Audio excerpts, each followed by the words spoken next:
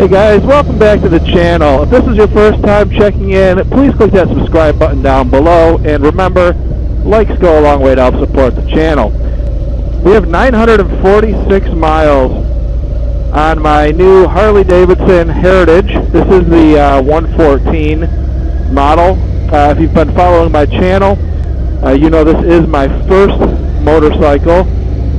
I haven't really been vlogging too much on it since I hit the road. You know, a couple different reasons. One, actually, the microphone that I had really kind of sucked. It's actually the microphone that I use for my stand-up videos, which is really great for that, but it just picks up way too much wind noise in a helmet. So I also, on top of that, just it's kind of more safe to, as a new rider, to kind of focus on riding and you know, not be doing too much vlogging. So on a 5-day work week, I pretty much don't take this bike out on the weekends, just because I've got a daughter and you know, with my wife and I and stuff. So if we're going anywhere, we're pretty much taking the car.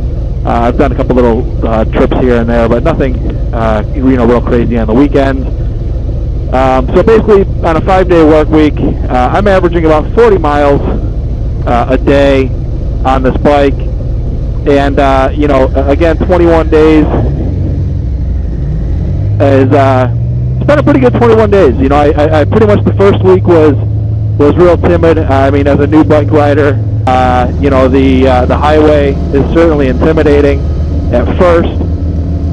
That does get a little more comfortable as time goes on. I don't really understand the people that say that they're afraid to get up on the highway. You know, I think afraid might be the wrong word to use, but intimidated is certainly fine. But there's only one way to really do it, and that's just to get up and do it. And that's once you have the basics, you know, how you feel the bike handles, and you know, do some basic maneuvering and stuff like that. But once you have the bike underneath you, I don't know, it wasn't that scary. You just got to pay attention to the cars around you. So the first week was certainly something that was new to me. But after that, the second week into the third week, it just got more comfortable. It's really just hop on the highway, get over to the HOV lane, and cruise. So now, as far as some of the things that have happened to me, you know, on my journey of becoming a new rider and learning curves and stuff like that, the first day that I got this bike home, I was backing it into my parking spot, and I got a little top heavy, just a new thing, wasn't used to it. It happened to me a day or two later when I got to work. Same scenario, just backing it in. You know, the bars get turned, and next thing you know, it wants to go over. But you know, you can catch it. I caught it. I haven't dropped the bike at all. So, you know, that's been okay. I also had, after the first, I don't know, 3 or 4 days of riding, I checked the tire pressure. It was actually kind of pretty low. I feel like maybe I got the bike with a couple pounds low. I should have checked it when I picked up the bike, but I didn't, and it was like 4 or 5 pounds low. So this night I was going to fill the tires up, and sort of half-assed paying attention. I was ready for bed, and I have an air pump that I hook up to my truck. So I pulled the bike up in front of the truck, and kind of fiddling around, and next thing you know, I popped the clutch with the bike still running, and I was not ready. I mean, I for some reason thought the bike was off, which, I mean, you know if the bike's on or off, just a brain fart. So the bike jumped forward on me, and I was not ready for it. And that was the one that almost, I mean, really almost went down. The other ones were like uncomfortable close calls. The popping the clutch, not being ready for it, that was one that, like, I was lucky that I caught it. I mean, it was at that edge, it was at that tilt angle where it was going. So yeah, a couple near misses with nearly dropping the bike. The other thing, it takes time to get used to riding in this heat. This is you know, I'm in Arizona. If you follow the channel along, you know, I'm Phoenix, Scottsdale area, and yeah, so riding in this heat can be a bit grueling at times. I feel like anything over 100 degrees starts to be like a little bit, I don't know, not uncomfortable, but you start feeling that. Once you hit the 110 mark, which right now we're close to it. We're 100 and, I don't know, I'll put it in the video here. But so when you get to that point, this kind of riding on the city streets is brutal. And when you hit a red light, you're counting seconds till it turns green. When you get up on the highway, you know, that's when it's 100 degrees, you get up on the highway and it's okay. When it's 110 and you're on the highway, you almost don't even feel any wind. It's just, you're just in an oven. I'm going to jump over here. Those are maneuvers you get more comfortable with after a few weeks on the bike too. I'm certainly not a pro, but you certainly get a little more aggressive. And in this heat, I want to be underneath this bridge. I don't want to get stuck at this light, which if you get stuck at it, you'll be there for a while. So, you know, just in this heat, you want to get stuck underneath bridges and stuff like that. It just helps keep you out of the sun. The jacket helps out a ton. Keeping the sun off of you. People say, oh, you must be dying in that jacket. And it's actually the other way around. I found that riding without it, the sun really starts to just kill you. The helmet, full face is nice. It does get a little bit warm at lights. You can pop the visor up. It's not too bad on the highway. The air starts flowing through it. But, so, anyways, those were my near misses with the bike of almost dropping it. As far as accidents go, you know, people always say that the other drivers are what you got to watch out for, which is absolutely true. You know, even now I'm coming up on this highway, I'm behind this car, and it's a little bit close. But, you know, merging, there's nothing you can do. But on the highway, you want to make sure you maintain your 2 seconds, 3 seconds.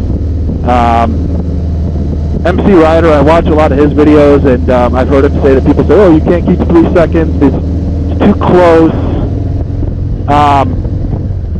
And he says you can keep 3 seconds. In the HOV lane, I can keep 3 seconds of separation. When I'm not in the HOV lane, it's not as easy. So we're going to hop over to the HOV lane now. So close calls on the bike. I had one close call, which was, it was pretty close. It was actually on a city street, and the road starts to kind of make a turn a little bit. It's certainly not a sharp turn, just kind of a lazy sweeping corner. And some dummy next to me was texting on his phone. I mean, it wasn't even paying attention to any remotely paying attention to driving. And as the road turned, he did not, and he came into my lane, and he got a little bit close, too close for comfort, and it gave me a whoopsie kind of look, and it just kind of was enough to wake me up. But even in a situation like this, I got this car next to me. I don't want to stay in their blind spot too much, so either I'll fall back or gun it around them. But I'm not going to gun it around them because I have a car in front of me, and you know, then I'll be riding the ass of the car in front of me. So it just, riding a bike makes you really kind of change the way you drive quite a bit. So now, as far as people saying this Harley-Davidson Heritage 114 was too much of a bike for me, which I got some comments in a couple of my videos previously that they thought it might be too much bike. It's really not bad. I mean, it's got the 114, which is like 1,800 some odd cc's, which is a huge motor. But I found it to be really accessible power. Like, it's not something that is real squirrely off of red lights. It's not something that is unmanageable. If you get into it, it wants to go. It definitely has the power to it, but you want to be smart about it. I didn't find it to be anything too crazy.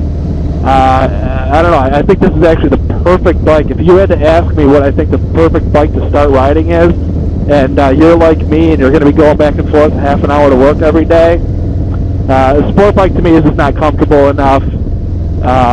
The full-size touring Harleys, you add another 120 pounds to the bike, and when you get onto the city streets and stuff like that, it's just, you can do it. There's a million people out there that do. Somebody up here is on fire or something. There's a million people out there that ride those touring bikes, and you know, I may be one in the future someday. But you know, I just felt like for a beginner bike, this gives me really the best of both worlds. It's a great, great, comfortable bike. I have not bought without the suspension on this thing. It's very compliant. It's just, it has the throttle, and you want to get up and go, it'll get up and go. It cruises at 80 miles an hour real nice. I'm at 75 right now, just trying to keep distance. But yeah, and I'm in 6th gear. I'm at 2,800 RPM, and you know, I don't need to downshift to make any passes. You know, if I want to get up around somebody, I can just, you know, hit that throttle, and it just jumps up to 90. You know, I don't travel at 90, but it's creeped up on me a couple times, not really noticing, and noticed I was doing 90. But 80 miles an hour, man, this thing just it tracks really nice. It's easy on the back. The saddlebags, I'll do another video on what I have in my saddlebags, but the one on my driver's side, I carry you know, air pumps and things I need for the bike. On the right-hand side, I'll carry stuff, you know, on my lunchbox and stuff I got to bring in and out of work, my GoPros, stuff like that, things I don't want to leave, you know, out in the heat or whatever all day long. So, you know, this bike has just been really awesome as a daily commuter. I really, really love it. The helmet that I'm wearing is the Shoei RFSR that I picked up. Actually, I picked it up going into motorcycle school. I'll link that in the description below, so you can check that out. I actually really highly recommend this helmet. It's DOT certified, but it's also a Snell helmet. It's in the $400 price range, which is, you know, basically you're getting, I guess I'll call it like an entry-level, top-of-the-line helmet. It's really comfortable. I really like it. I also picked up like a little skull cap that I wear with it, just to keep the hair gel out of it. You know, it's just, I don't know, if I spend that much money on a helmet, I'd try to keep the inside of it as clean, have it last as long as possible. The microphone that I'm using is, it's the Sena SMH10. I might upgrade this in the future. It's just kind of something I picked up quickly to be able to add motor vlogging to the channel. As far as audio quality, I might try to go a little bit higher up with it, but for now I just wanted to have something that didn't sound like endless amount of wind noise that was unbearable, in my opinion, to watch. The jacket that I'm wearing is it's a Harley-Davidson jacket. I forgot the name of it. I think it's like Switchback something or other, but it has zip-off panels on it.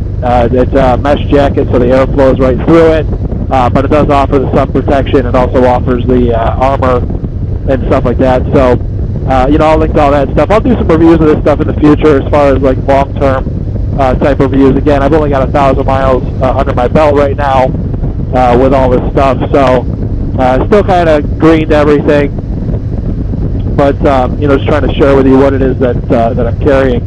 So this is why I love riding a bike. You know, these mountains off in the distance, you know, I don't know, it really is great. So anybody who's riding a bike understands. Anybody who doesn't thinks they understand. I thought that I understood, you know, you don't. You don't get anything like this in your car. But with that being said, tomorrow I will be driving my truck because I've been riding pretty much the last 2 weeks every day, and you know, I need a day of sitting in the air conditioning and enjoying the coolness that the air conditioning has to offer. So again, thank you very much. If this is your first time watching, please click that subscribe button down below, and remember, likes go a long way to help support the channel.